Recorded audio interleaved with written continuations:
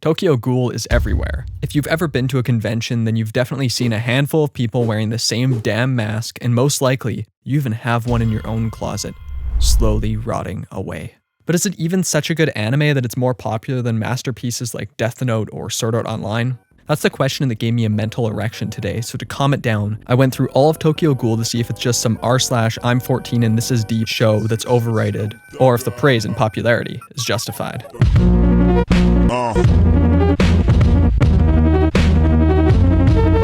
Starting from the beginning, the season that most people have seen, and honestly, there aren't many faults that I can bring up.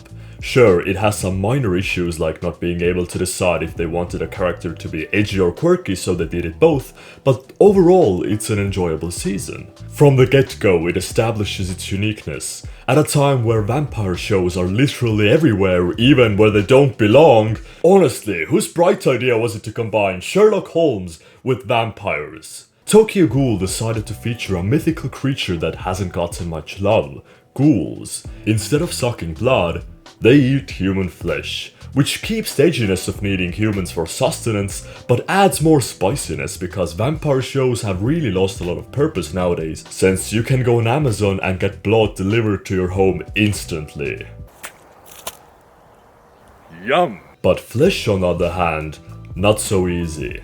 Now, I'm just waiting for my boys, kobolds and monopods to get more anime representation. Oh yeah. We get introduced to a pretty bland boy, Kaneki Ken, who's just one charisma point above from being a cardboard cutout. One day when hustling and trying to score some puss, he gets jumped by a ghoul and almost gets game ended. But through some coincidences, the ghoul dies instead and he's escorted to a hospital where he gets urgent care. Sadly, he might not survive and needs an organ transplant. But oh wow, would you look at that. Thankfully there just happened to be another person nearby with organs who mysteriously died. Let's just throw those in him, and this is how he becomes a human-ghoul hybrid. Now, what continues is an interesting look into the transformation of a person. Someone who's been human their whole life, but now has to eat humans to survive. The battle between hunger for the juicy human steak and not being a cannibal constantly going on inside him. You can even say that his life got completely turned upside down, and I'd like to take a minute just sit right here and tell you how he became the Prince of Tokyo.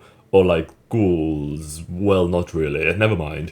As the rush from the beginning introduction to the world and ghouls is starting to wear off, our dopamine receptors are blasted again by a new threat.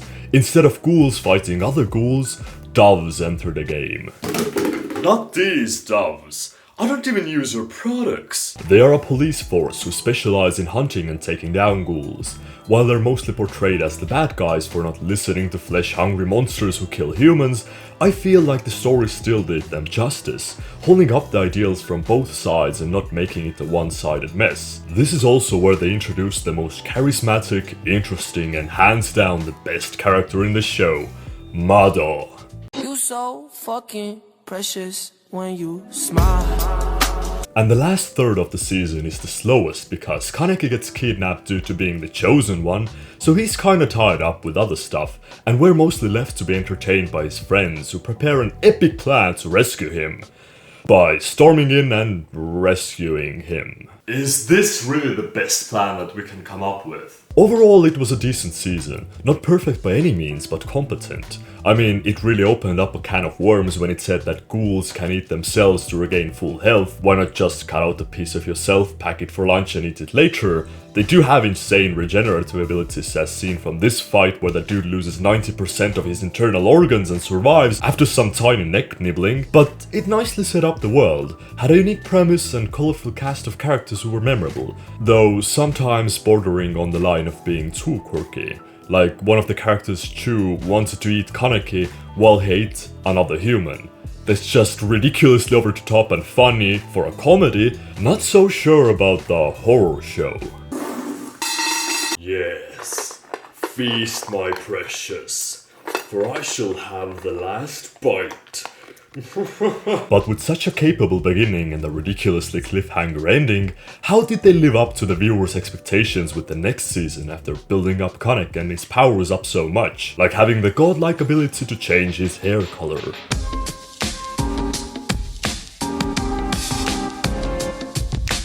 There are a lot of problems with this season, but let's start from the beginning.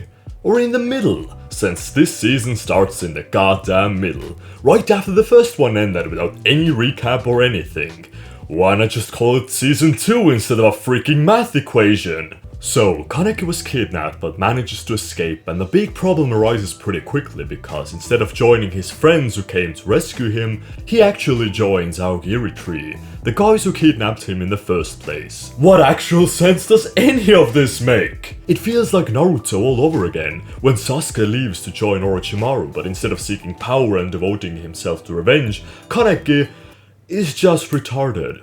This decision not only affected how the character was viewed, but the whole show itself, since he was the catalyst that bonded the magical elements and real-life elements for the viewer, giving somebody to sympathize with and ground the show in reality, as much as it could, that is. But in this season, he's just gone for the bigger part of it. Is it called Root Day because they rooted all the good stuff out of it? They do give us slight glimpses at what he's doing in the organization, but they are very sparse and don't lead anywhere. Most of the time he's just pondering and sitting alone in a chair. Yay, that's exactly what I love to see from my mystery psychological anime. So while Tokyo Ghoul gained its popularity by being a show about a group of friends or colleagues trying to survive in the messy world that they were thrown into, it changed to mostly depict the world around them instead. Now, it's a show that gives insight to the police force and how they try to capture ghouls. It gives more information and backstory about the friends that he left behind.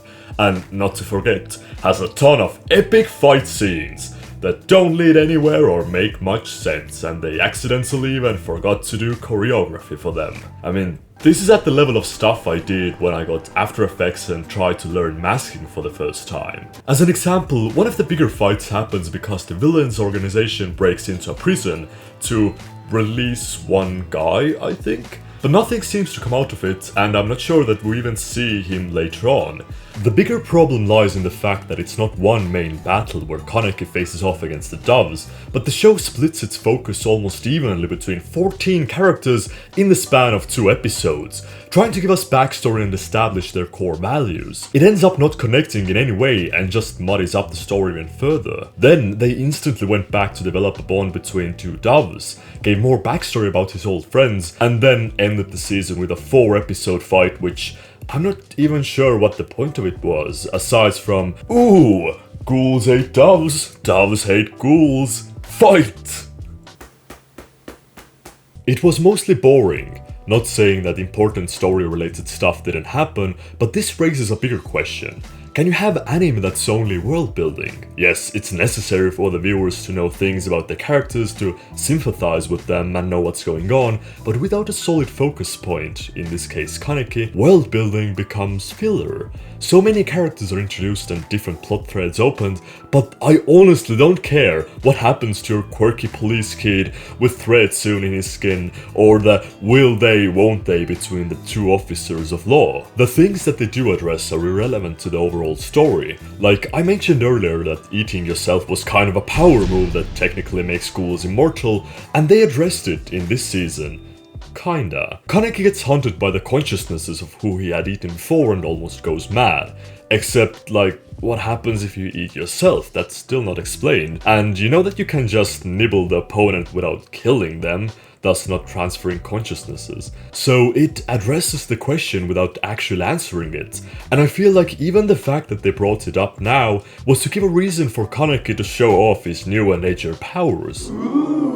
Nothing in Root Day seems purposeful and leaves us thirsting for Kaneki to finally come back, put his foot down and tell us what the heck is happening. Sadly, that's exactly what happens. Kaneki returns and we find out that the whole reason why he joined the evil organization was to get stronger, to fight the evil organization. Did a 3-year-old write the major plot points for this season? The closest parallels to Tokyo Ghoul that I can draw right now is the Twilight Saga. Both opened up with a semi-unique premise and an emo main character, until it gets convoluted and becomes an all-out war between factions that nobody cares about. Also, both were aimed at little angsty teens. Mostly girls. Thankfully this was the end, in a way. Because while it did leave us with another massive cliffhanger, we knew that it was never going to be solved. So let's see how they end. This burning dumpster fire.